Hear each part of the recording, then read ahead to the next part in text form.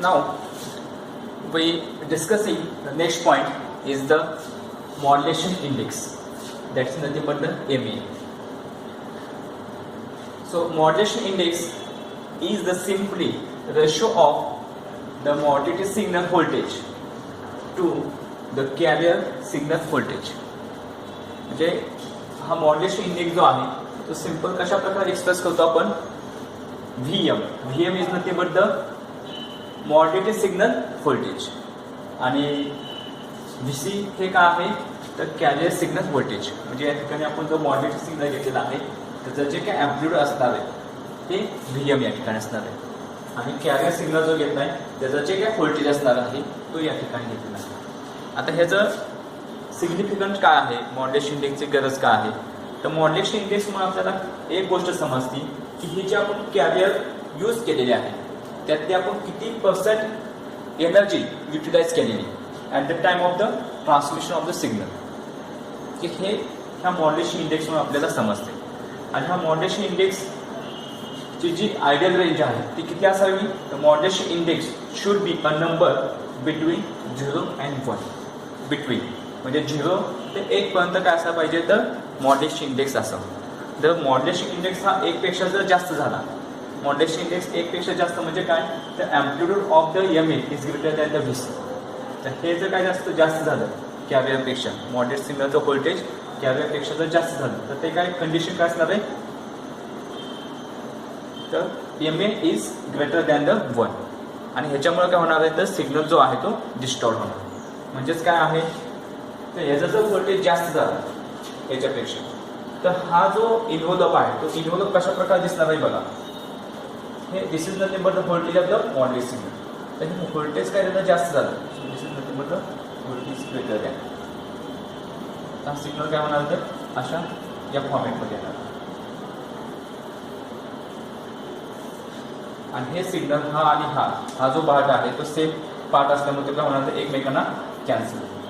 तर हा इन्व्हॉल्व अशा प्रकारे तुम्हाला दिसायला, म्हणजे हा जो पार्ट आहे तो काय होणार तर जास्त कॅरियरमध्ये खाली सुरू हा पार्ट काय होणार तर खाली असायला, पण हा पार्ट जो आहे तो वरती जाणार आणि त्याच्यामुळे काय होणार हा पार्ट आणि हा पार्ट पॉझिटिव्ह निगेटिव्ह एकमेकांना काय होणार तर कॅन्सल करणार आणि त्याच्यामुळे जो सिग्नल आहे तो कशा प्रकारे दिसणार तुम्हाला अशा प्रकारचा सिग्नल दिसतो. So this is nothing but the distorted. कारण हा या पॉईंटचा जो इन्फॉर्मेशन सिग्नल आहे त्या पॉईंटमध्ये तो काय होतोय तर व्हॅनिश होते किंवा डिस्टॉर्ट होते किंवा ते नाहीशी होती. त्यामुळं ही जी केस आहे फिर M A is greater than 1 म्हणजेच काय आहे त्या कंडिशनमध्ये V M is greater than the VC. तर मॉड्युलेटेड सिग्नलचं जे व्होल्टेज आहे ते कॅरियरपेक्षा जास्त असतं कामा नये. असं जर झालं तर काय होणार तर सिग्नल जो आहे तो डिस्टॉर्ट होणार आहे. तर हा पार्ट जो आहे तो काय होणार आहे तर व्हॅनिश होणार आहे. म्हणजे हा पार्ट जो आहे हा जो काय निगेटिव्ह पोर्शन वगैरे असेल तो काय होणार आहे तो पलीकडच्या साईडला जाणार नाही, रिसिव्हिंग साईडला जाणार नाही.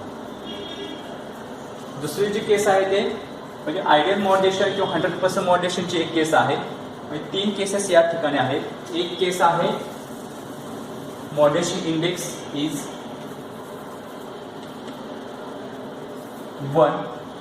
Second case is the modulation index is greater than 1 आणि तिसरी केस आहे ते मॉड्युलेशन इंडेक्स लेस दॅन 1. तर this is nothing but the ideal case. तर ह्याच्यामध्ये काय आहे M A is equal to 1 म्हणजेच काय झालं असणार आहे तर V M is equal to VC. ह्या दोघांचं व्होल्टेज काय असणार तर सारखं असणार. दुसरी गोष्ट आहे M A is greater than 1 हे आता आपण केस पाहिलेली. तर M A is greater than 1 म्हणजेच काय असणार तर V M is greater than the VC. आणि ह्यालाच काय म्हणलेलं आहे तर ओव्हर मॉड्युलेशन. ह्याला काय म्हणतात तर ओव्हर मॉड्युलेशन म्हणतात.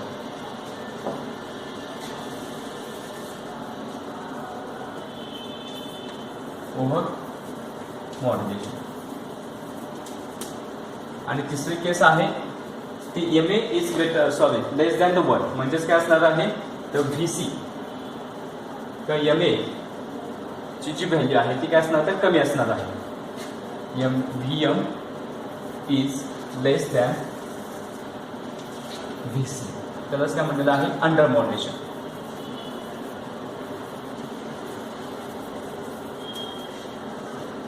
आणि यातल्या ह्या ज्या दोन केसेस आहेत, पहिली आणि तिसरी, ही काय आहे तर अलाउड आहे, हे चालू शकते. पण MA इज ग्रेटर दॅन 1 हे काय होऊ शकत नाही, तर अलाउड नाही, की त्याच्यामुळे काय होते तर डिस्टॉर्शन क्रिएट होत असते. तर आता हा मॉड्युलेशन इंडेक्स आहे तो दोन प्रकारे दिला जातो. एक आहे MA is equal to VM divide by VC.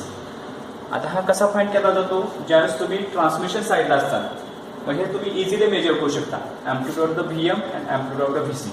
हे VM amplitude of the modulate signal तुम्ही मेजर करू शकता, आणि VC म्हणजे काय आहे तर एम्प्लिट्यूड ऑफ द कॅरी, हे मेजर करू शकता.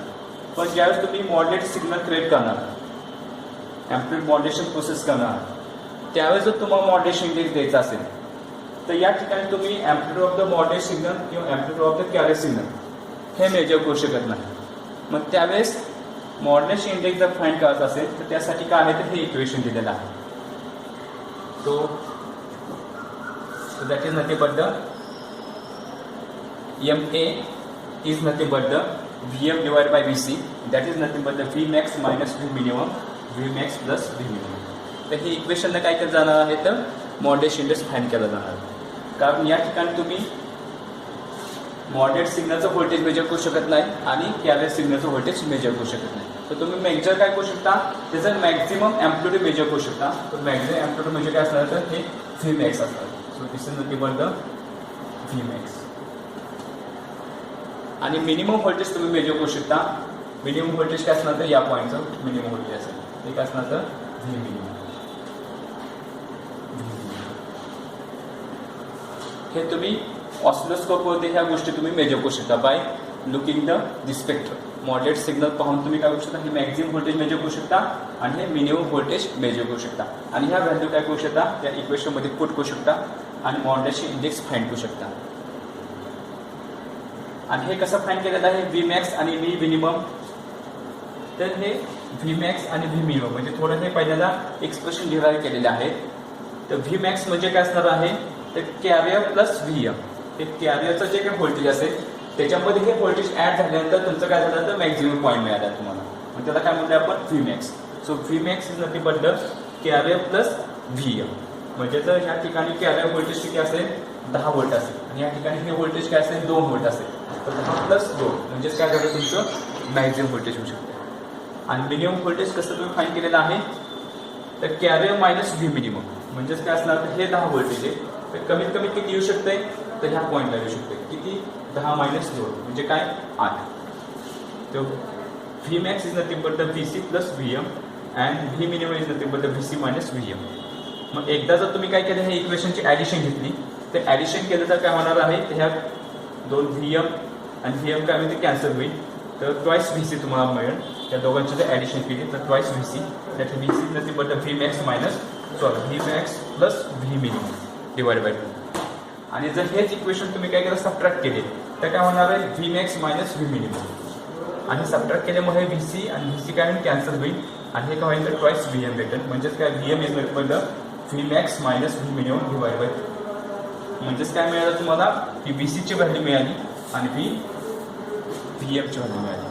आणि ही जर आपण काय केली आपल्या स्टँडर्ड मॉड्युलेशन इंडेक्समध्ये जर तुम्ही ही व्हॅल्यू पुट केली तर modulation index nothing but the VM divide by VC, that is nothing but the Vmax minus V minimum divide by the Vmax plus V minimum. तर हे इक्वेशन केव्हा तुम्हाला उपयोगी येणार आहे, ज्यावेळेस तुम्हाला अशा प्रकारचा स्पेक्ट्रम दिला जाईल किंवा तुम्ही ऑसिलोस्कोपवरती हा अशा प्रकारचा स्पेक्ट्रम पाहणार, त्यावेळेस तुम्ही काय करू शकता तर मॉड्युलेशन इंडेक्सची व्हॅल्यू तुम्ही देऊ शकता. तर ह्याच्यामध्ये लक्षात काय ठेवायचं आहे, what is me by the modulation index, त्याच्यात 3 केसेस आणि मॉड्युलेशन इंडेक्स कशा प्रकारे एक्सप्रेस केला जातो. सिंपल जर तुम्हाला व्होल्टेज दिले असतील, मॉड्युलेट सिग्नल आणि कॅरियर सिग्नलचं व्होल्टेज दिलं असेल तर तुम्ही हा मॉड्युलेशन इंडेक्स फाइंड करू शकता.